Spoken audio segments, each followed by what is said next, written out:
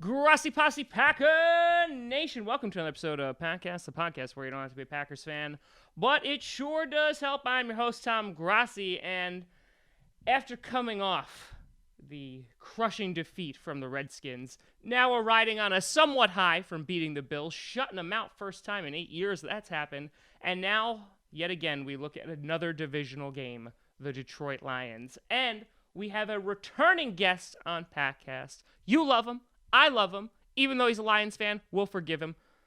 It is Case from the Detroit Lions podcast. Case, thanks so much for coming back. And how are you doing? Absolutely. I'm glad to be here. I'm good, and thank you all for forgiving me. I need all of it I can get. Yeah, I mean, I have to be completely honest.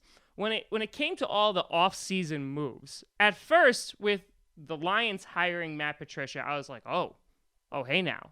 Like, all right, like this could get spicy. This could get crazy. And then I feel like that all got lost in the madness that was the offseason for all these NFC North teams, with the Vikings signing Kirk Cousins, and of course now with the Bears getting Khalil Mack. I feel like Matt Patricia's just been like thrown in there, and they're like, oh yeah, I forgot. Yeah, they have a new head coach now. Well, when it comes to Matt Patricia, I've been a fan of his for a long time. So I am still very happy that he's the guy we got, because for a couple of years now, he's been the guy, and with connection to Bob Quinn, our GM, coming over from the Patriots, also like that seemed like a likely scenario, and I'm glad we got him. It's gonna take time to adjust. Yeah. For fans and the team alike, it's gonna take some time. Yeah, I mean, because here's the thing. I'm not gonna lie. You got week 1, right? Monday Night Football. I'm like, all right, yeah. Lions got this in the bag. It's the Jets, right? It's the Jets. And then no, and then that didn't happen. No, it wasn't. Well. The first play of the game is a pick six by Glover Quinn, and I was in a sports bar, and I live in Vikings territory. So I was in a sports bar by myself, waiting for some friends to show up, and that play happened, and I jumped up, started banging on the table, screaming, and every eye in the place turned to me. At that moment, I was like, I don't care, my Lions are killing it. Yep. Sure enough, I ended up pretty embarrassed by the end of the night, but you're just like, we are Super Bowl bound, baby. First play of the season. So, I mean, like, so you obviously, you falter against the Jets. The 49ers game didn't go your way. But when it looks like all is lost and the Patriots come to town, and I'm like, oh, man, this is going to be a blowout. Just looking at the first 2 games and the consistency that the Patriots usually bring to the season, you beat the Patriots. So, I mean, I'm done trying to guess what is going to happen this season in the NFL, because I feel like we're in the twilight zone, because the Browns have won a game. The Bears are number 1 in the NFC North. Like, I don't know what's going on. But could you kind of speak as a fan to, I guess, I don't want to say lack of consistency, but just like what's going on? I mean, like, the Cowboys beat in a nail biter this past week. And, a team that I think that you guys should be able to beat, but then you beat a team like the Patriots. I mean, what is your take on this? My take is that what we saw against the Cowboys, and I don't know how many of your listeners watched that game, but that was as typical a Lions game as you're likely to see all season, in that they're extremely conservative offensively. And if you watch Lions games over the last 2 years, you may have noticed that Matthew Stafford tends to spend every last moment of the play clock on every single play, adjusting things, calling things, whatever. And it tends to slow games down. And the benefit to that, theoretically, is that lower scoring games means that it's easier to finish it off with a game-winning drive, which, obviously they attempted to do against the Cowboys and almost pulled off, but then the defense, gave it up. Personally, I don't love it, because I think the Lions have the personnel on offense to run one of the more, high volume offenses in the league right now, and they're just not doing it. And that's while there was a whole changeover in a ton of coaching staff positions, and some of them I think are going to work out long term, and some of them aren't. And I think that this off season will see a lot of changes because this last off season there were so many teams going through coaching changes that I think that while we got the head coach that I wanted, there were a lot of other positions that also needed filled where guys just kind of got in by default because there wasn't a lot of good options out there. Yeah. I think we'll see a lot of shift this next off season. But Jim Bob Cooter will not surprise me if this is his last season as the offensive coordinator for the Lions, because while he's done good things for Stafford in terms of consistency, his completion percentage, for example, has been way higher since Cooter took over than it ever was before. But like I say, this conservative style of using as much clock as possible on every single play to shorten games and reduce the total score I don't think it's a good strategy for the players we have. And I think that's ultimately going to be why you saw what happened against the Cowboys happen. Because when you reduce the score like that and you give your own team a chance to win at the end of the game, you also give the other team a chance to win at the end of the game. Yeah. I mean, that makes complete sense because I went on a different podcast and I was talking about the Lions, and a fan responded and was like, "Oh my God, like the Lions, like they got all these new guys on offense, they got some new guys on defense, the secondary is going to be shored up and everything like that." And I felt like they were going to at least beat the Bears. You know what I mean? Like I feel like they were going to be. Hey, we haven't played them yet. Yeah, but I meant like ranking wise, at least so when it came to like the NFC North, right. Because Stafford, in my opinion, is a grossly underrated quarterback. The guy is tough as hell considering his offensive linemen like hate him because the amount of hits that he takes. But like he actually, they've been one of the best pass blocking offensive lines in the league this year. I just want to shout that out because that's the first time I can remember saying that. Because I mean, in previous seasons, like they let him die back there. Like, and they just get murdered every single play. So I'm glad to hear that he is being assassinated a tiny bit less this season, especially when you have like the Vikings defense, which who the hell knows what's going on with them right now, but then now you have Khalil Mack to worry about 2 times a year playing in the NFC North. A good offensive line is good to have, but going into this season, I mean, what were your expectations of kind of where it was going to go? Obviously all the changes are going on in the NFC North. The Vikings are coming off their NFC North title. The Bears, I didn't think the Bears were there yet. Obviously they didn't have Khalil Mack at that point. And then the Packers, I was hoping would be able to get to their previous form with a returning Aaron Rodgers. So, like, where did you see the Lions fitting into that, especially in this chaotic NFC North? Well, I predicted them an 8-8 record, which earns me a lot of ire from Lions fans on both sides because, and maybe this is true of every fan base, but the Lions have 2 very vocal groups, the pessimists and the optimists, and they clash and every step of the way. And I'm infamous, I should say, for walking a middle line on everything. And I predicted an 8-8 season because I knew, you bring in a head coach and like Patricia, and sometimes head coaches are able to walk into a situation where there's really solid talent. And all they need is a little tweak to their scheme or whatever. The Lions' defense is short on talent, especially the front 7. So I'm not surprised that it's taking them time to improve on things, and they have. I mean, Zeke Elliott, ran all over us, but that's not a huge surprise.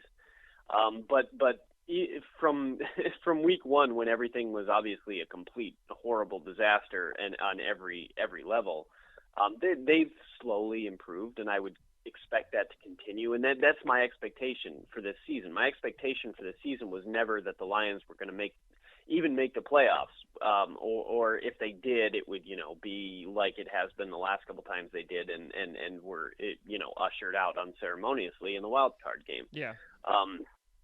But 8-8 is where I saw this team, and I still think 8-8 is a very attainable, record for them. Depending on they still haven't played a single division game. They're the only team in the division who hasn't played any of the other teams in the division. So there's 6 of those games left, and a lot of their ultimate season record will depend on how those things go. And obviously, like you said, that situation is not shaking out exactly the way I would have predicted it would. Mitch Trubisky throwing, what? I'm using what? air quotes over here, throwing 6 touchdowns Yeah. was not expected, but yeah, I mean, it's the Bucks, so that's the only thing, because I refuse to give Mitch Trubisky that he actually threw 6 touchdowns. I was like, all right, right, exactly. You did it, but like, yeah.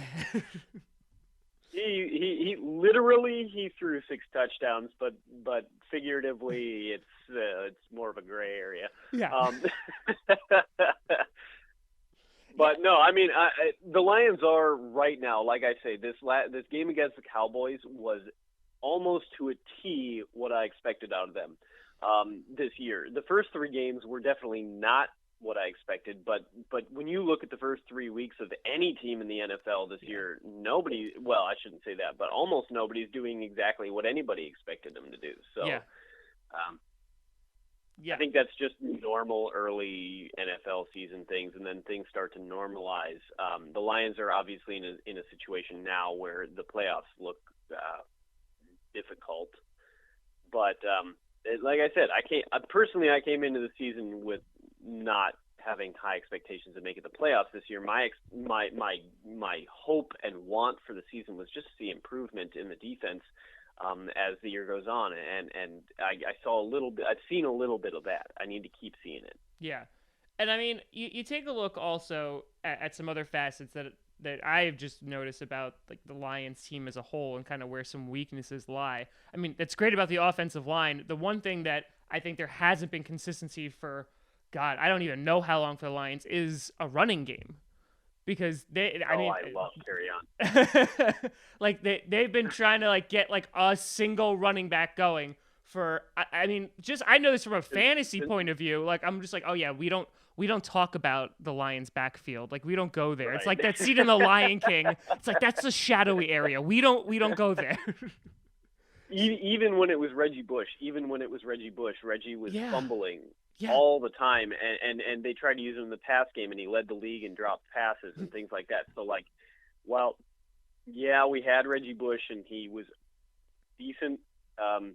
This is the first opportunity I can remember in my entire time as a Lions fan, because I didn't become a Lions fan until 2008, which is a whole other story. Yeah. But in my entire time as a Lions fan, the only time I've actually been excited about a back before now was Javid Best, and we all know how that unceremoniously ended. Wasn't the best. I'm sorry. Right. I had to. I'm sorry. he was really good, but boy, those concussions. Yeah, it didn't end the best. Yeah, it was. I get you. Yeah, and I feel like the Lions and the Packers, if you're taking teams in the NFC North, I feel like they're similarly built. And what I mean by that is the focus is on their offense.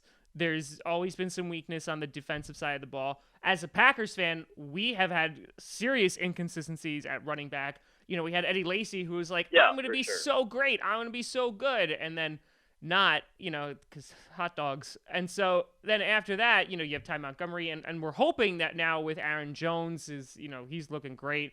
And, Williams is able to block. We're looking for some consistency there. But was that also kind of a hope for you this season of like, okay, maybe we can actually get a running game going so Matthew Stafford doesn't have to throw the ball 40 times a game?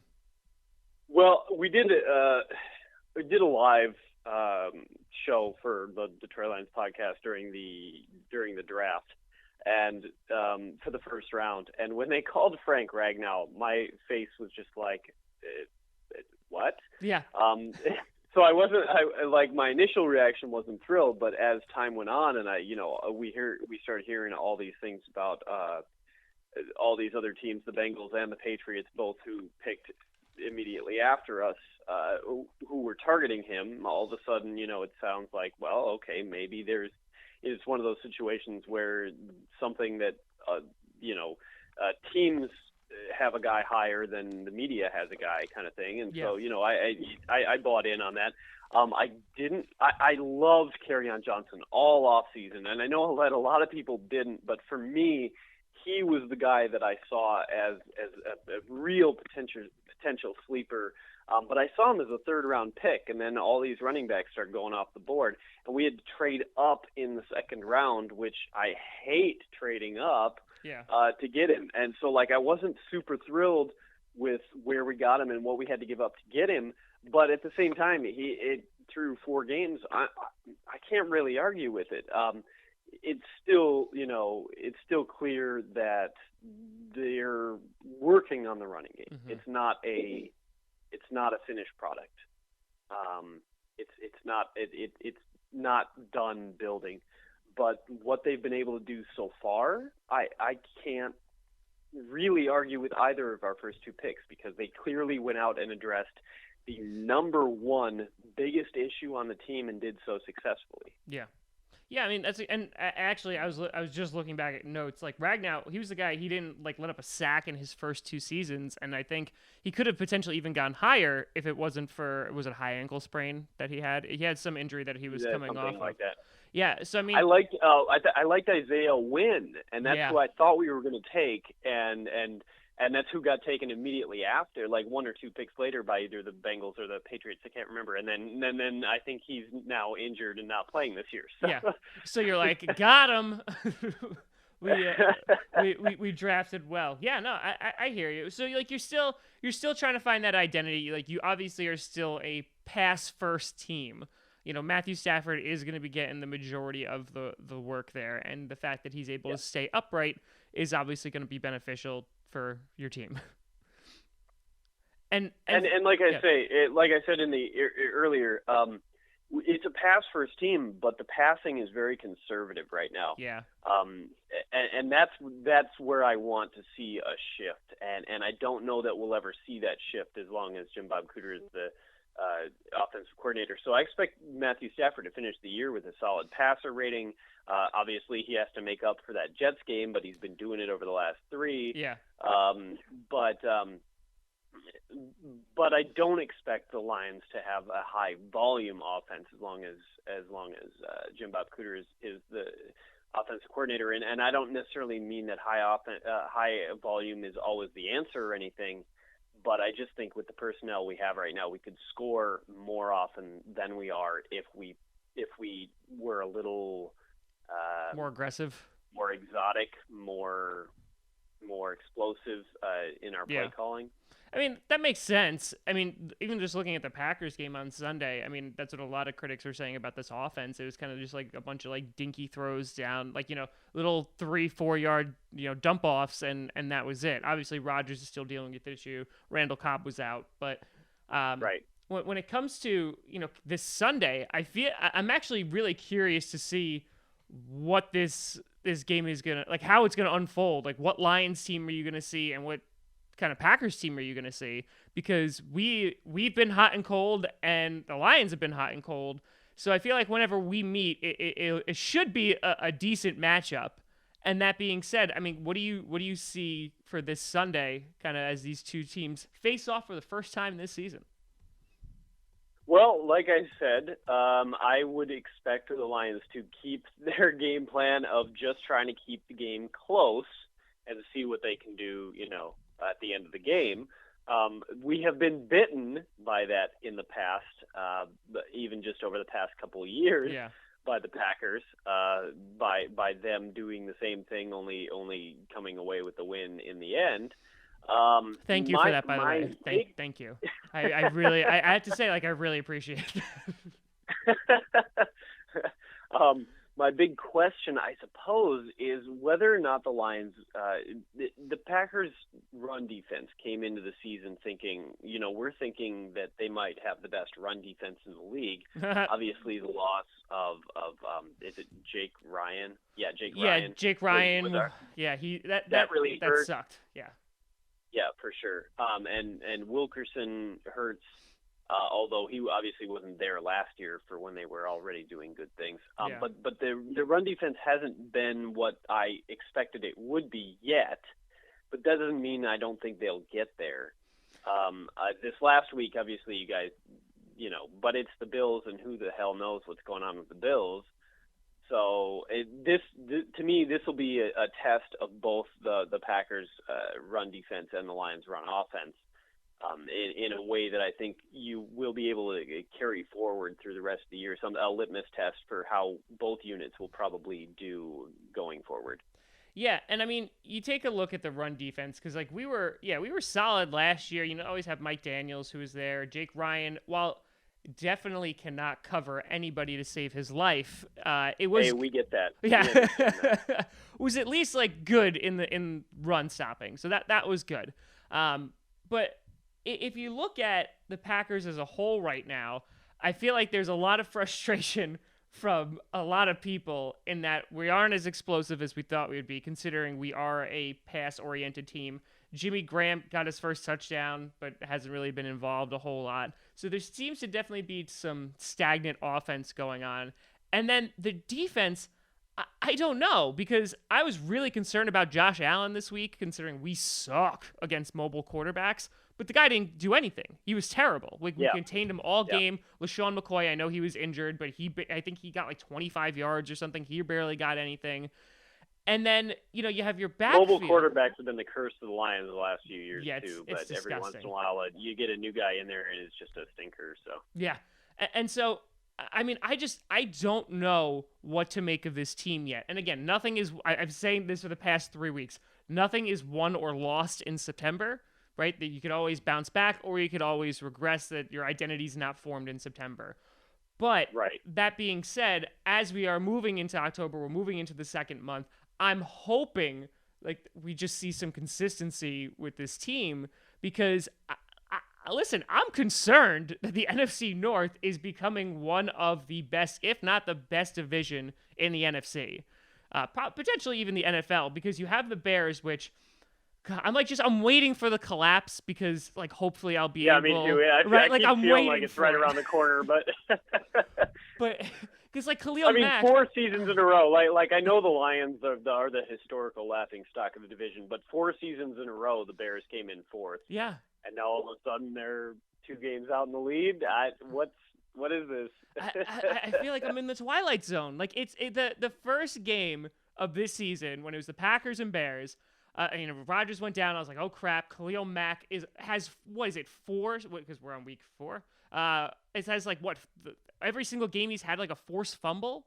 That's insane. Yep. And he's just getting better and better with more play time. So I'm waiting for it to be okay, this can't last, right, guys? Hello? I feel I'm really hoping that it's a collapse. And the fact that the Vikings, their defense looked atrocious on Thursday, and they got shut out by the Bills. And the other issue with the Vikings, so the defense completely collapsing is came out of nowhere. Yeah. But the offensive line was expected to be bad. So at least there's one thing that makes sense. Yeah. And that is that the Vikings offensive line is terrible. Yeah, and you know what? And I was watching the Rams game, and they held up pretty well, except that fourth quarter, they were just letting them take shots at Cousins. And they were gassed. They were done by the end of it. But that being, I think I saw a stat that they were on pace for 320 some pressures allowed, which I think would be an NFL record. Yeah, it was it was pretty bad. And again, no matter what quarterback you have under center, if you cannot save him, then he is not going to do well. So I mean, I don't know what to make of this division. So I'm going to ask you that, because I don't know if it's just I'm looking for guidance. I'm looking for a life raft. Do you think the Bears are the best team in this division right now? Right? It's such a thing, because we're so quarterback oriented, and 6 touchdowns or not 6 touchdowns, I definitely think Trubisky is by far the worst quarterback in the division, right? In terms of starting quarterback. But I mean, the Bears have a lot of other pieces going on, and for the first time in a while, they've actually stayed healthy. The last Yeah. 4 years, they kept losing starters left and right and left and right. Do I think that what happened against the Buccaneers is the real Bears? No. Oh, thank God. All right. Phew. I just want to make sure, because like I tell that to myself on a daily basis. I wanted someone else to say it too. Okay. Okay, go on, I please. feel like the Bears will go on a losing streak as soon as teams start figuring out, okay, we just really need to stop Khalil Mack. We need to sell out, stop Khalil Mack, and then we can do pretty much whatever we want against their secondary, because I don't think they have a very good secondary. I think their secondary right now looks a lot better than it is thanks to the pass rush. Yeah, no, I would agree with that. I think their front seven's great because even if you double Khalil Mack, you allow other guys to get to the ball carrier. Right. But that being said, I think you're right, and I really hope you're right, because I've been wrong before, but all my focus has been on the Vikings, and I just feel like, what have I done? Like I haven't even looked at the Bears. I laughed at them. I called them names, and now like they went to the gym, and now they're gonna beat me up. So like, yeah, it's an interesting situation for them too, though, because all of a sudden like they just had this like absurd amount of cap space, and now they've kind of blown it all. So if they went kind of win now mode, and that's, to me, and over here sitting as an armchair GM, I like I said, I've been wrong before, but it seems like maybe a misguided thing long term. They might win the division this year. God, that's a weird fucking thing to say. I'm so. But I don't think that what they've done is a sustainable thing, because they've spent so much money. They've had to overpay several guys. Yeah. And both on offense and defense. And if they don't win it all in the next 2 years, they're in big trouble. And, I mean, you take a look at the quarterback. You mentioned the quarterback situation. They're also the only team in the division that doesn't have that big quarterback salary, because Trubisky's obviously still on his draft salary. Yeah. And so if Trubisky – okay, I'm going to try to get through this with a straight face. If Trubisky is the quarterback that we saw on Sunday, like that's the real Mitch Trubisky. It's not, but let's just say that it is, just for argument's sake. They're going to have to pay him a crap ton of money, and they are in trouble real quick. So, yeah, they might win the division this year. But I'm gonna say I'm gonna say that logic, rationale, and past experience is going to dictate they're not going to win this division. But listen, I've been plenty wrong too. So we both might just be sitting here at the very end going, oh God, what happened? Like what? Like we might be talking later in the season and just be crying about what has happened to our tragedy of a division. Yeah, well, and I would point to the one, like the Bears lost to it was to the Packers, right? Yep. That the Bears lost. Yep, that was great. So I mean that I feel like that is a very significant game in the season as a whole right now, because the Bears are riding high on some wins, but they are not division wins, and the Lions haven't played any. The Vikings and Packers have both played 2. The Bears have played 1. It's that the division is not decided yet by any means, just because so few of those games have been played. I mean, here's the thing that concerns me, Case, because this week was the first time I was like, let me take a look at the Bears' schedule. Let's see, like you said, they're riding high. They're playing teams like the Buccaneers, the Cardinals, the Seahawks are not as good as they were. So like maybe, let's see what happens. They're playing the Dolphins next, which, is a very winnable game for them. Then they play the Patriots, which hopefully they'll lose to, right? But then they got the Bills, which are the Bills, the Lions, which please God beat them, the Vikings. Then they got you. I'll do my best. Then they got you again, literally 2 weeks later. But then they got the only teams that I see really after that are the Rams and the Packers that are going to give them a tough time. Maybe the Vikings. So just because of but ease I'm looking at look at every other team in the division's schedules right now, and they all look very similar. You know what I mean? We all play the Cardinals, which should be a win for all of us. Should be. We all play the Seahawks, which should be a win for all of us. Should be. Obviously, it should be a win and actually a win or two. Obviously, completely different things as the Lions have lost to both the 49ers and Cowboys. But you know what I mean. I get you. So that's why I say those division games are so important, because I think all four teams could win all. I mean, none of them are going to probably win all of their out-of-division games remaining, but all four teams could win all of their out-of-division games remaining.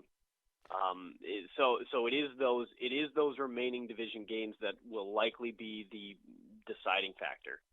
Yeah, I think obviously besides the divisional ones, things for the Packers are going to be the Rams game and the Patriots game. Like those are going to be very good, like interesting tests because they come in the middle of the season, they come after the bye, and like every team will have been like formed their own identity at that point and be like, all right, this is the team that's either going to the playoffs or they're not going to the playoffs. And so I should have tossed the Rams out there as a probable loss for all of us. Yeah, but you know what? Here's the thing though. While Jared Goff is playing amazing football, like that guy's accuracy is insane. Like I really underestimated his play. But watching that game on Thursday gave me a tiny bit of hope because their secondary, I know they were banged up, but they let the Vikings kind of score at will at times. So I'm hoping that their defense can kind of cut Aaron Rodgers a break a little bit and not be like his collarbone or his knee. But that being said, I don't know, man. Like, I love how this podcast has just turned into a Lions fan and a Packers fan looking at the Bears and going, "Oh, come on, no, just please, God, no." It can't be, like, God, no. just not anything but that. Anything. Because it's just like let the Vikings win. Jesus Christ. Like because again, if the Vikings win, like it's more of like, "Oh, I hate you," or "Curse you." But if it's the Bears, I'm just like, I'm embarrassed. You know what I mean? It really is embarrassing. And it's just like, oh, I don't even want to show up to work. Like, I don't want to show my face to that. But, okay, I'm glad. You know what, Case? I'm glad we're on the same team, and I feel like we've gotten closer over I wouldn't even say disdain over the Bears, just our pure, just not wanting them to do anything because of how it makes us look. Would not be good.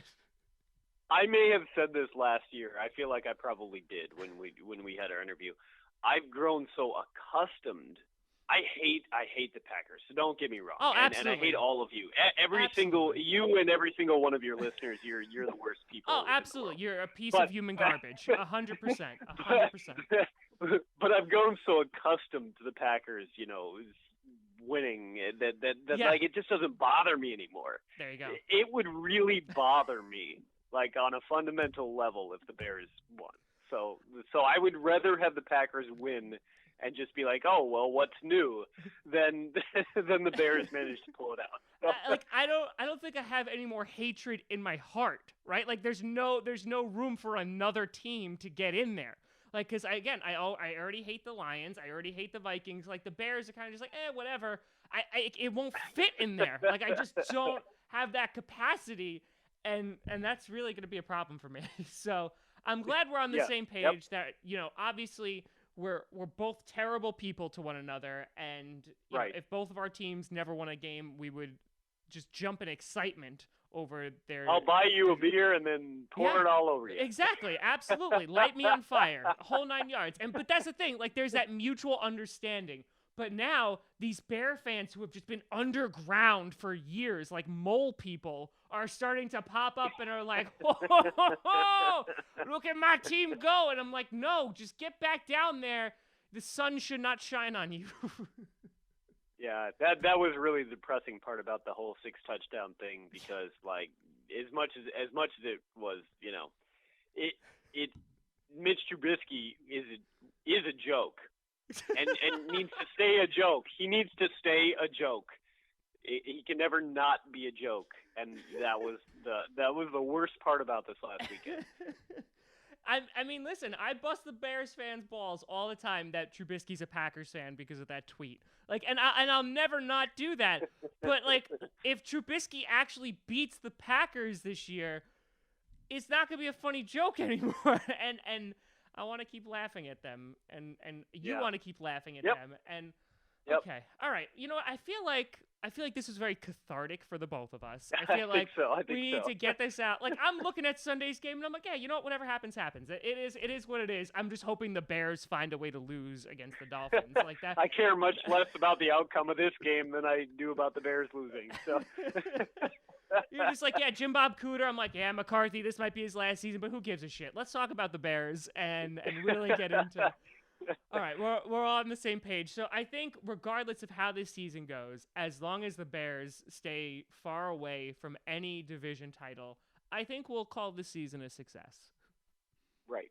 Excellent. Definitely. Excellent. And that's how we worked it out. We are really just in a time in which this country's divided. I feel like we've really come together here. We bridged the aisle. We did it, guys. We got world peace on Packast. That's it. That's good. Go buy my comedy album because I did that, and go check out the Detroit Lions podcast because Case did that. You're welcome, America. You're welcome. But Case, it has been phenomenal talking to you once again. Thank you so much for coming on. Please tell the people where they can find your beautiful face. I absolutely will. Like I said, it is the Detroit Lions podcast. It is the most original name for a podcast you've ever heard. We've got a website, DetroitLionsPodcast.com. We've got writers working for us, and we're still the small guys in the Detroit media market, but we're growing all the time and getting bigger and bigger and bigger.